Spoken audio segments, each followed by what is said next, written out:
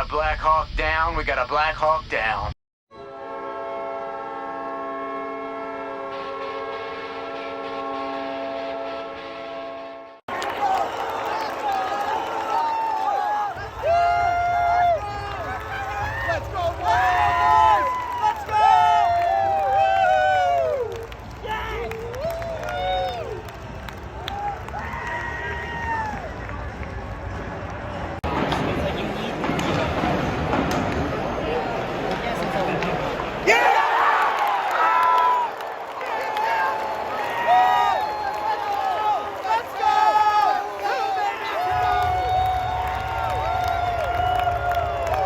And I thought the Winnipeg Jets couldn't top the performance that they gave on Tuesday with the entertainment value that I was able to receive at that game. What is going on, ladies and gentlemen? Welcome back to another game reaction, reaction, whatever I like to call these. I always forget, but nonetheless, welcome to Game 10 out of 82 for the Winnipeg Jets in their 2021-2022 season, where they defeat the Chicago Blackhawks by a score of 5-1 in a blowout performance where the Winnipeg Jets were flying high 15 seconds, I believe, into the game. I can't even tell you when they scored because it was crazy. As you guys are seeing right now on screen, they scored so much tonight. I was at this game with Hot Garbage Sports, aka Coach Ryan D, Zach, and Carter from the Normal Hockey Podcast, as well as always, we are all there. The Prairie Putt Podcast tonight finally got to reunite in person and meet in the first time as well. It was an amazing night, and we had a great time, some awesome seats, and what a blast, and what a game to watch.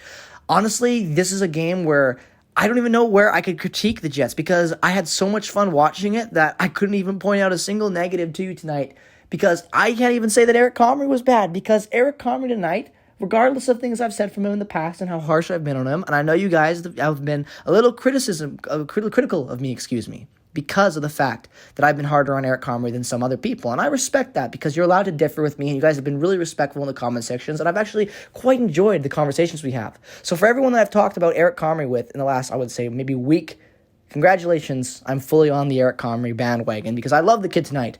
Is he small? Does he have flaws? Absolutely. But I can't not love the story.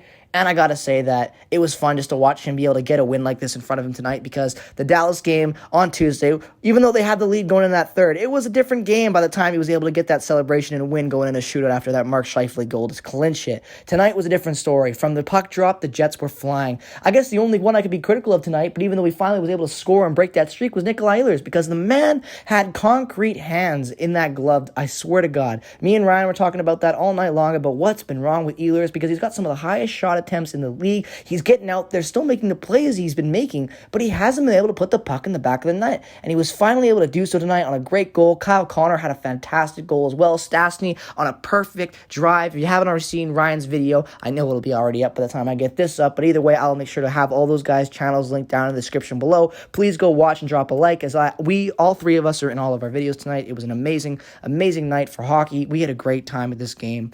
And not to mention just a good experience at MTS Center. You know, I'm not going to lie.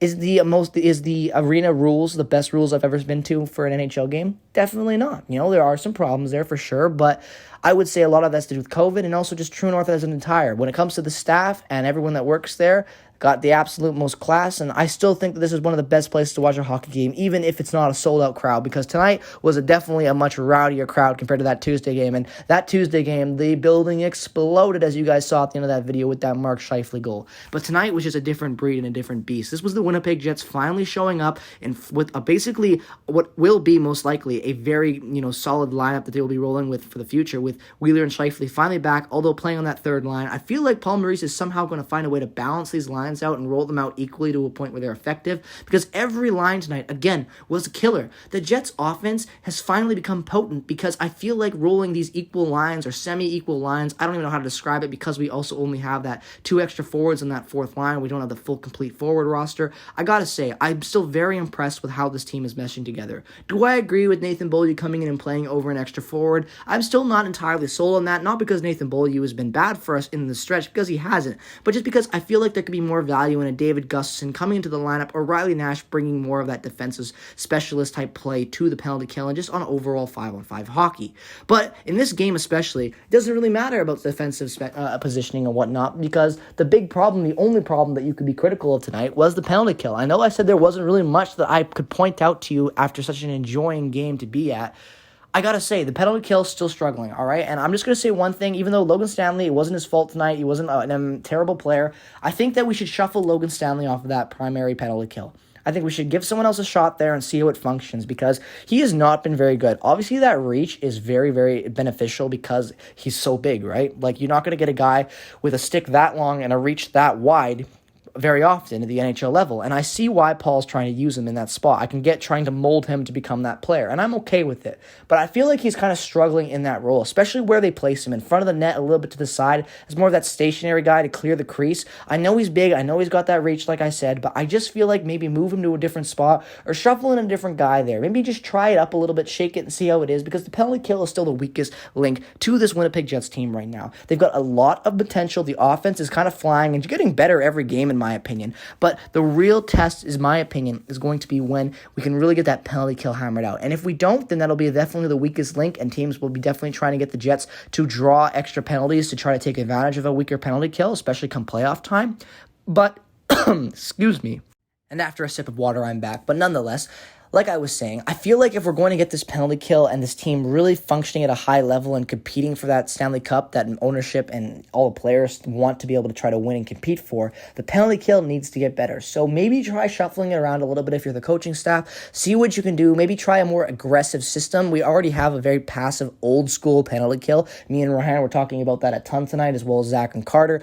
The Jets need to try to shake it up a little bit, because definitely when you see the offense and how everything's been shaken up with the injuries we had, at the start of the season, with Wheeler and Scheifele going out in COVID protocol and Wheeler actually having it, the offense was shaken up a little bit, right? Svechnikov came in and was given an opportunity that he might have gotten later in the season, but not as early as he did, and I think he's thrived in it.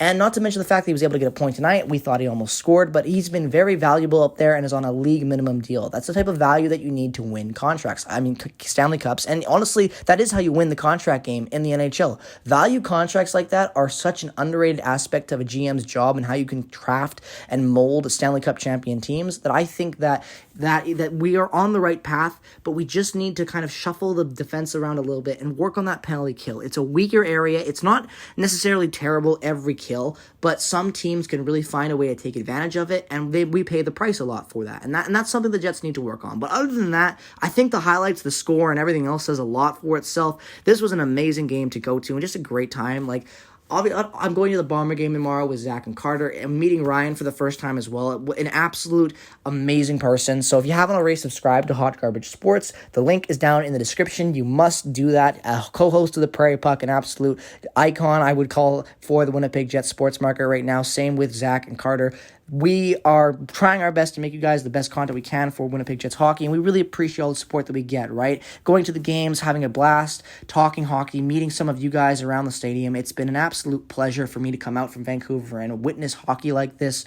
I'm definitely coming out for the whiteout. That's all I got to say. It has been a pleasure to talk hockey with you guys and just grow this channel over the last year. You know, I got to say, getting to the end of this video, the time I've had here so far, appreciating everybody in this arena and just meeting how you guys and talking with Ryan, Zach, and Carter in person, and just having those like podcast conversations at a game. It's a surreal feeling, and I have all of you to thank for that, because like I always say in every video, if you guys didn't click, if you guys didn't comment and watch, I wouldn't be doing this. And I have some of the best viewers out there. I love the conversations that we have on Twitter, Instagram, and in the comment section. Feel free to follow me on all those social media and affiliated links down in the description below. Message me anytime about anything hockey related. I'm a knowledgeable guy, I like to think, and I'd love to have a conversation with you about hockey, about something that you think is controversial, cool, or whatnot. So definitely go hit that follow button, subscribe and whatnot. Check out all my other friends and co-hosts of the podcast down in the description below.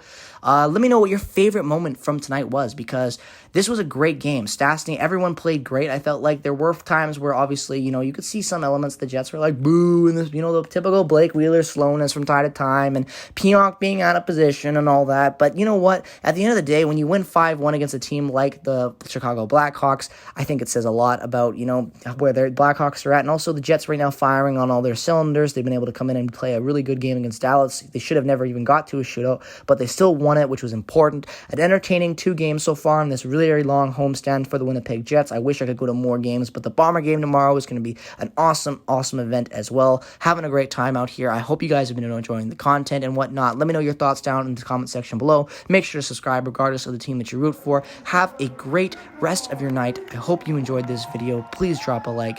Thank you so much for all the support as always. And you ladies and gentlemen, you already know. Go Jets, go! He said it. He's just got to not squeeze the stick so tight.